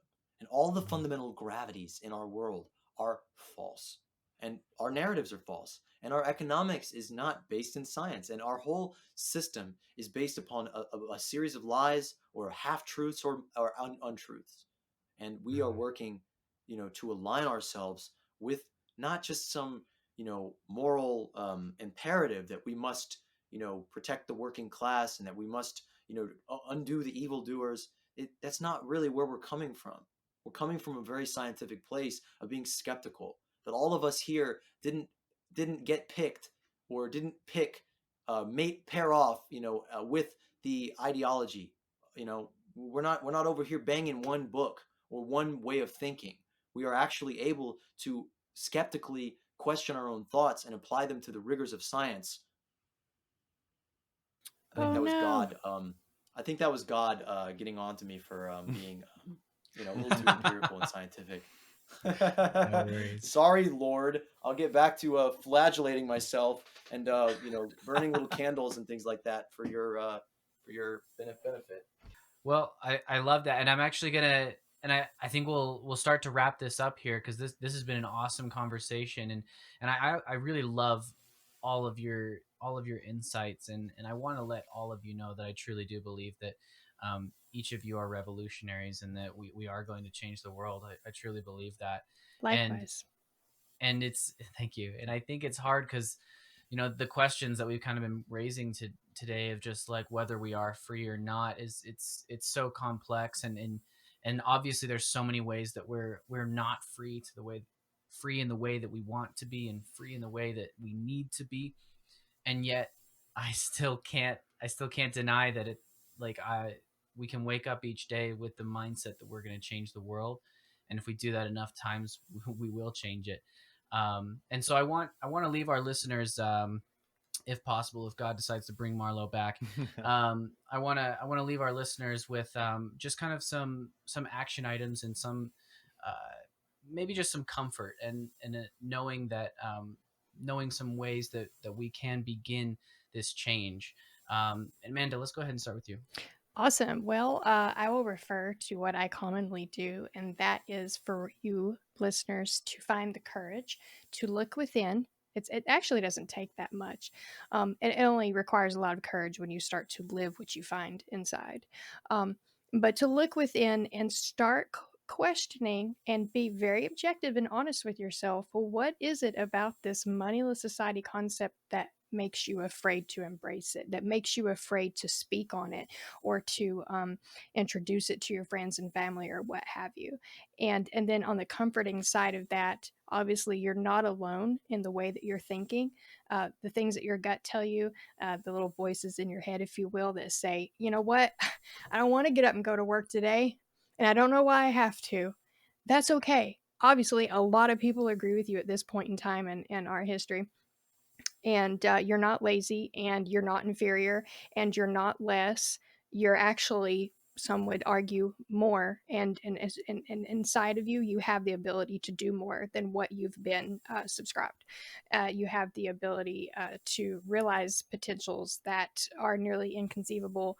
And it's okay for you to not want to spend your time clocking in at 9 and clocking out at 5 and making other people rich and giving people the opportunity, other people the opportunity to destroy the world that we live in. So if you're thinking outside of that box, it's totally okay, and we want you to keep thinking outside of that box and realize your potential. Thank you, Matt. That's awesome. Yeah, I think that Amanda is a great, all great points, and I agree with everything. I like to add too, just be curious and open minded about the whole thing, and encourage others to be as well. I think that's kind of one of the main things that I see people just apprehensive, of just kind of opening up to these ideas. I think in general, and just there's so many negative stereotypes about all these things that are kind of circulating around, just kind of talking about 'em and clearing the air a little bit, saying, well, there are people doing this and this, and there's groups of people out there. You're not alone, and you can log into our Facebook group. There's thousands of people in there that are like-minded, discussing these topics. There's books on the subject, there's movies. I mean, There's as other far as organizations, yeah, exactly. There's other organizations that would all love, to have people's help and volunteer and support and everything like that as well. Um, especially ours. yeah. And I mean, there's no lack of things to do to try to move in these directions, whether it be improving, conditions within your community and reaching out to your neighbors, developing networks and relationships, things like that, trying to just create abundance in your own life and in your community. I mean, essentially that's what a lot of this comes down to, is what we're trying to do, is create abundance through these systems in our own homes and our communities and around us. And a lot of that really just starts with reaching out to people, developing relationships, and talking about these ideas, kind of throwing them around and talking about them, like, maybe some of this is actually a possibility, but at least kind of clearing the air. And I think that's a really good place to start with all this, because you can't really do much without just even getting these ideas out there first. And 90% of the time, a lot of the people just haven't even heard of a lot of these concepts or thought that these things are possible. And I think we really kind of are in the creating awareness stage a lot of the time. I mean, it's nice to want to take action, but we kind of need to gather enough resources and people and support and everything in order to really take significant action. And I feel like we're getting to that point, but it's still probably going to be a little while before we really start to move the needle on some of this. But the more people are aware of it, the more of these conversations start happening, the closer we'll be to all of that. And so that's why I really truly appreciate what people like yourself, Nate, are doing here with your kindness rebellion podcast, and having us on and spreading the word with all this. And I think you're doing an awesome job, and keep up the fabulous work, and be happy to come on again in the future and do more work with you. And really appreciate all the help and support you've given us as well for everything too. So mean that sincerely, and it means a lot. And yeah, and just love to keep working with you in the future too. I think it's awesome. So thanks again. Likewise. Thanks, Matt. Marlo, send us off. I'm just thinking about a scene that I filmed with my good friend Professor Jeff Cates on a mountain overlooking the city for the film we've been working on. And he said, at the end of his class, where his students' minds have been blown out the side of their head by pretty inarguable change to their view of history and sociology and the dynamics of human relationships, because he's basically radicalizing his students, with this curriculum as a professional professor. He says, they ask him, what do I do? What can I do about this? And he said, you can't do anything. only we can do something. Only we can do something about this. And I think that's very powerful and resonant. And I think that, like, I went to an Alcoholics Anonymous meeting the other day, which, you know, a lot of like critiques with that entity, that system, but I was craving community and connection and don't drink alcohol. So I figured I'd get it there. I didn't, but whatever. And I was just really upset and taken aback, really, that all these people pulling up their chairs to sit in a circle and be together and have this, and they all spoke of this religious, you know, camaraderie and this feeling that they got there, that it saved their lives. And I never really got that from, you know, that group, because I kind of know, like, after that little hour of dopamine or serotonin that people get from that sense of temporary community, they go back to their individualized lives. They go back to their house in their car, and then they go to their job and they experience their problems and don't really question the structure of their society that made them want to dissolve their brain in poison to begin with. You know, it's all personal, it's all individual, it's all you, it's all my sickness, my trauma, when we all have trauma, because we're in a soup of it. We're in a traumatizing system. We're in a system that's built upon conflict and competition and scarcity and lack. And so these sicknesses we all deal with and the problems that we experience every single day of our lives are utterly predictable. And after a while, I don't feel satisfied scratching the itch of complaining about them all the time. I have to do something about it. I have to think that you know, as this beautiful Chris Christopherson song, "To Beat the Devil," says, you know, if you waste your time talking to the people who don't listen to the things that you're saying, who do you think is going to care? That you could die explaining that the things they complain about are things they can be changing. You know, and I think about that pretty much every day in some form. That the things we bitch about, we can change. We can change them. We can create an alternative system. We can scratch our itch for community and sociality and connection that we seek in bars and clubs and social clubs and, you know, podcasts and Facebook groups and social media and all these things that don't quite hit it, by forming permaculture, permanent culture, forming communities, forming collective enterprises where we come together and say, okay, being a person is too fucking hard for one person. It was never meant to be this way. The human being alone in nature is fucking preposterous. If you see a human being wandering alone in nature, they're a killer. That's somebody who's been kicked out of society. That's not a human being. A human being is a collective enterprise. We are a social organism, like an ant. We're not like an ant. We're more than that. Not to say that ants aren't great and amazing, and that nature itself isn't this interconnected web of relationships. You know, there is no sole being. There is no individual. Even you yourself are comprised of billions of microorganisms that make up your body. So you don't exist as an individual. And as long as you internalize all this and say, whoa, what can I do? You can't do shit. Sorry. And so we have to come together. And we can. And life gets way easier when we share the burden of being alive. And it stops being a burden to put food on the table. What a stupid thing that we've been human beings for like 300,000 years. And many of us, most of us, do not have it really figured out how to eat food, how to just get like the right nutrients in us, you know? And I'm making a broad generalization because indigenous peoples have that shit way figured out. They're healthy. Mhm. They don't need to go to personal trainers and psychologists and philosophers and Alcoholics Anonymous meetings. They don't, you know, devolve into an addictive mass when they touch a poison, because they have it figured out, as we need to get it together. It's very simple. We need to collectivize. We need to work together. We need to stop thinking about ourselves and our own little problems and our own little successes and our own little struggles, and grow the fuck up and work together. Amen to Agreed. that. Thanks, everyone. This has been an awesome conversation. I really appreciate all of your time. Yes, thank you. This will happen again. Appreciate you Yeah. all. Thanks for having us We on, Nate. appreciate It's you, a Nate. pleasure. Keep doing what you're doing. Of course. You're great, Nate. Keep it up, brother. Thanks. Now that is a wrap on season 1 of the Kindness Rebellion. Thank you guys so much for listening to this. Please make sure to share, like, subscribe. Do whatever it is you do to let me know that you like it.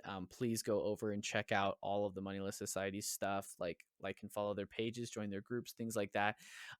Follow the podcast, listen to their podcast. They have so much good content that it just needs to be seen. It needs to be heard. So please check that out. Also, go to moneylesssociety.com to get the book that just was released, The Moneyless Society, The Next Economic Evolution. At the time that we recorded this, it hadn't quite been released yet, but it is now available for purchase. So go ahead and check that out on moneylesssociety.com. And then once again, let's go ahead and just shout out the other members of the Moneyless Society that I've already networked with and their projects. Again, Rod Keyes in his book, The Naturally Good Man, Thomas Wright and his company Phobos Tech, and that's Phobos Tech, and his YouTube channels, Black Body Economics and Creation Tribe. Make sure to check those out. He's got some good content on there. Michael Plishke and his app Communivate. Absolutely love Michael. We've worked together on a lot of different things, and he's an absolutely awesome person, super motivated, and that man is going to help change the world. I know it. And then also Lavra and their website Magnova. So thank you so much for listening. Please check out all these projects, help grow this network. It's the only way we're going to change the world. And just to really wrap up this season, I just want to thank everybody again for listening. This has been a very, very powerful experience for me to kind of put myself out there and push these ideas and have these really meaningful conversations, while also just dealing with the fact that it is really hard, and a lot of the things that we're trying to change are massive monsters that feel insurmountable. But it's amazing just some of the growth that we have seen, and just the mindset shifts, and just the conversations. It's opening people's eyes. We're seeing change. We're seeing growth, and even though it's going to be a long way, it's going to happen. We're heading there. And thank you so much for all of your support, and please continue to support. Every time you guys tell me that you've listened to this podcast and that you liked it, it really means a lot. So thank you so much, and we'll see you in season 2. Thanks.